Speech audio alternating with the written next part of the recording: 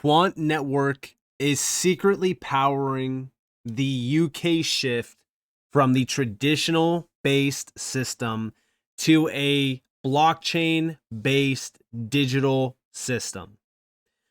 I have been watching as more and more connections around Quant with the UK become a reality for well over 5 years now.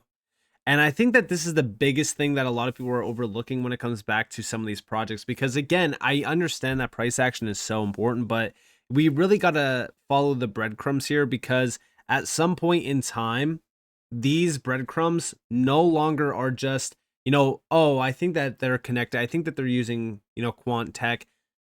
It no longer is about that. And it becomes a reality where Quant is telling us, hey, the UK is now working with us on specific use cases. And that's exactly what just recently happened. But let's start off by looking into a few things, because 2025 has been a huge year for global crypto acceptance, adoption, and also moves to integrate crypto as well.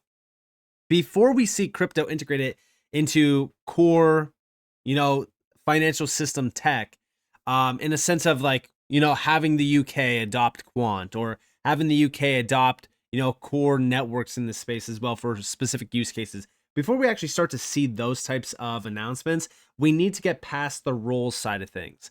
Even in the US, we're still waiting on the Clarity Act. Well, in the UK, back in April, we did see that the UK set out new rules for crypto as it aligns with US on approach. And again, during 2025, the biggest thing has been the Genius Act and then the Clarity Act. The Genius Act already went live, and that really kind of forced the hand of many, initiatives around the world for stablecoins. Because again, stablecoins are a huge deal for, number one, US dollar dominance, because that's what the US government has been pushing. They've been in a huge, support of stablecoin initiatives this entire year. But also on top of that, stablecoin adoption is just skyrocketing. So we're starting to see this fast approach now towards legislation, because again, crypto's becoming too big to ignore. Now, on top of this announcement, we did see the UK and the US actually work together back in September to smooth capital market access and crypto cooperation. And then quickly after this, on October 8th, the UK to appoint digital markets champion for tokenization effort. This was definitely a big one as well. The UK government will appoint a so-called digital markets champion to spearhead its efforts to digitize wholesale financial markets using blockchain tech. And these types of announcements, back in 2020 into 2021, these types of announcements would have been spotlighted as like one of the largest things in crypto history. But today it's becoming very, it's just becoming a normal thing. It's happening like almost every other week. But this is the UK telling us, hey, we want to bring on this new digital markets champion to spearhead us tapping in and utilizing blockchain technology. And then quickly after that, the same day, we did see the UK lift a crypto ETF ban.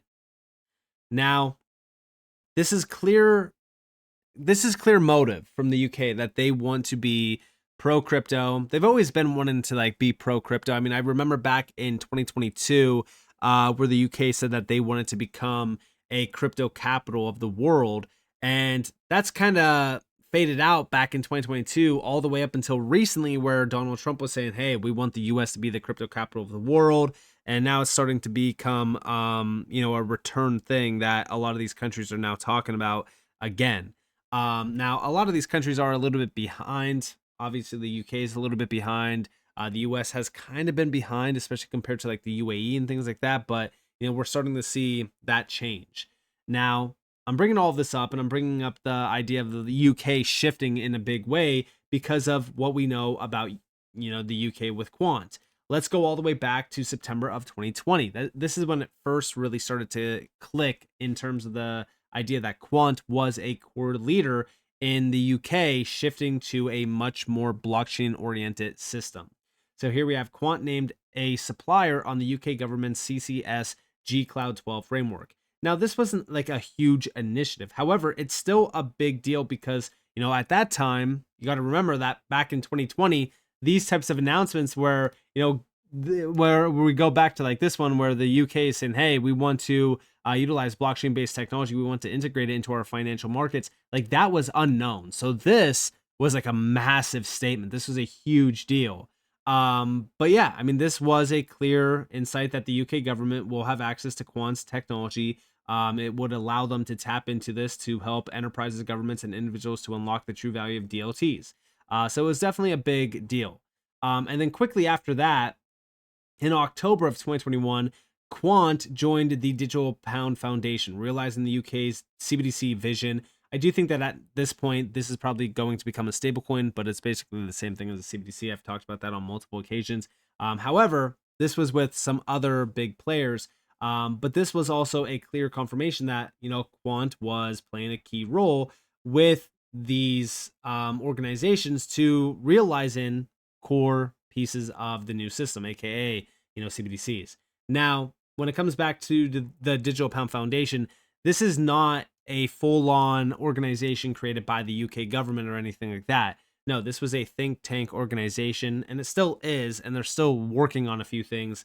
And it does get spotlighted by the UK government here and there, but it's not like a 100% legit, all right, yeah, the UK is now tapping into Quant for their CBDC. That's not the case here, but it is still a big deal. Now, quickly after that, fast forward, you know, a couple years, June of 2023, this is the big signal. Quant technology used in Bank of England's CBDC project, now available to any business.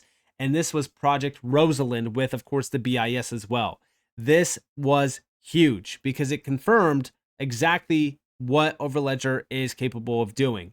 And it was a big deal, and it still is a big deal because this is still getting referenced when it comes back to some of these newer projects that's being pushed by the BIS or even the Bank of England.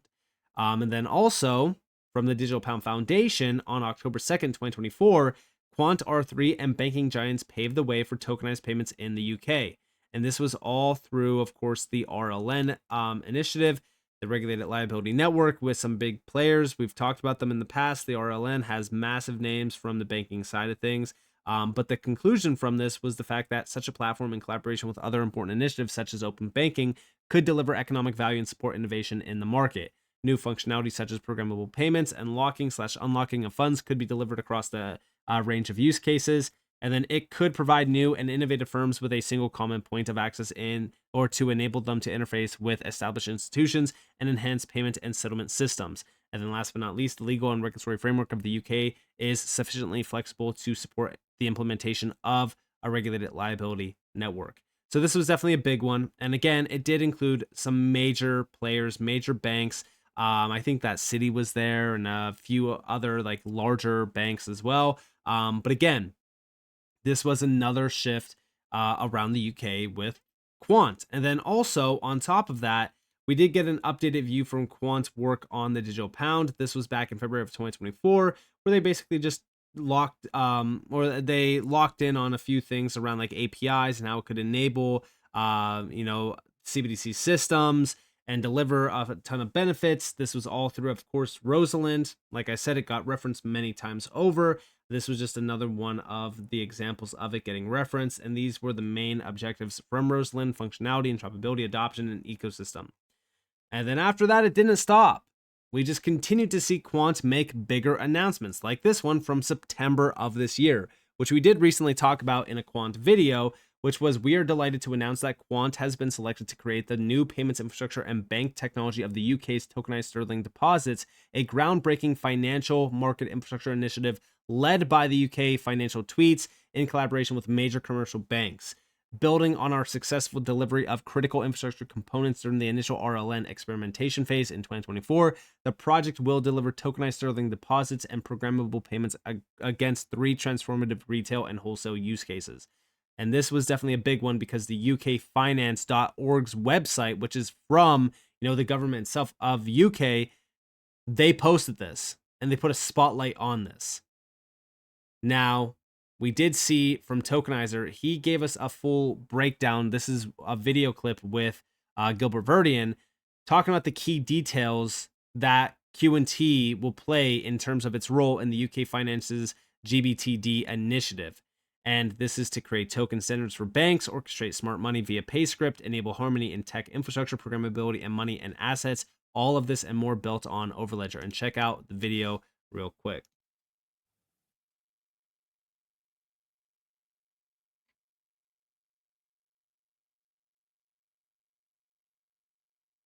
GBTD is tokenized sterling deposits, and it's the UK's answer to tokenizing commercial bank money as an industry.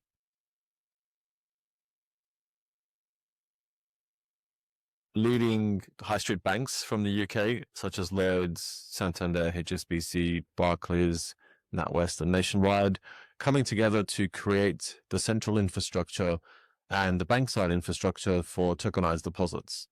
The key of this project is to create a token standard for all banks to use for tokenized deposits, to create orchestration and interoperability between all the systems within the banks as well as within the infrastructure, and programmability to be able to issue tokenized deposits, orchestrate complex workflows using a programming language and a programming engine called PayScript. And this is exactly what's capable with Quant's Overledger technology. This is what is being enabled, and this is so crucial to focus on at the same exact time that, you know, we are seeing Quant working with the UK on this. I do think that Quant is going to be an enabler of the UK moving into the digital-based system. And even more recently, we know back in October that Quant was at a forum event titled FinTech as a Force for Good Forum, where Gilbert Verdian joined a panel titled Capital Markets, The Road to Digitalization, to discuss how the digitalization of capital markets is a pivotal step in strengthening the UK's global leadership in financial services. When we think about this, this is exactly what was being enabled through this announcement with, of course, tokenized sterling deposits. And that's what they're saying even here. Tokenization is the holy grail, but the tokenization of money hasn't caught up. This is the area we're focused on in the UK, particularly with our work on the GBTD, which is focused on instant settlement of tokenized assets with tokenized money and commercial bank money. That's both, orchestrating and programmable. This is where everyone wants to be. And yeah, I mean, when we think about who's at these events, if we open this up in a new tab real quick, I don't know if you guys can see here, but this is hosted by some crucial players like Robinhood, etc. But these are from Finality UK. There's a few that I can't really see here, but LSEG, so the London Stock Exchange Group. I mean, these are very key players in the UK financial system. And we're starting to see everything moving on chain through tokenized deposits from banks, from, stablecoin initiatives. I mean, all of this is so important to focus on. And then, of course, more recently, we just got this on December 3rd, where the UK just took another significant leap forward with the Property, Digital Assets, etc. bill receiving royal assent. This new law formally recognizes cryptocurrencies, stablecoins, and other digital assets as personal property under the UK law. This sets the UK up for digital assets and tokenized money globally as finance moves on chain with our assets being tokenized. This legislation sets the UK apart and creates the certainty for economies to trade in the UK. With approximately 12% of UK adults now owning cryptocurrency, this legal framework positions the country as a leader in digital asset regulation, offering the clarity and consumer protection needed to unlock institutional adoption and cross-border digital commerce. The future of finance is being built on chain, and the UK is laying the legal foundation to lead it. And this is exactly what I'm talking about, right? The UK is starting to push forward in a huge way, and this only bolsters Quant's use case potential more and more, because we know from going over all of this information that Quant is a key player in the evolution of the entire UK financial system. And this is a very large deal if you hold QNT. I'm very excited about this. Things are starting to improve around the legislation side of things. Bills are starting to get passed, and this is only going to enable these use cases that Quant and projects like Quant are focused on in a much larger way. So with that being said, I hope that you guys enjoyed this video. If you guys did, definitely leave a like, subscribe, turn notifications on because more free content. You guys are more than welcome to follow me on Twitter and join the free Discord in the description below. And with that being said, guys, it's been Nick. Thanks for watching. Peace out.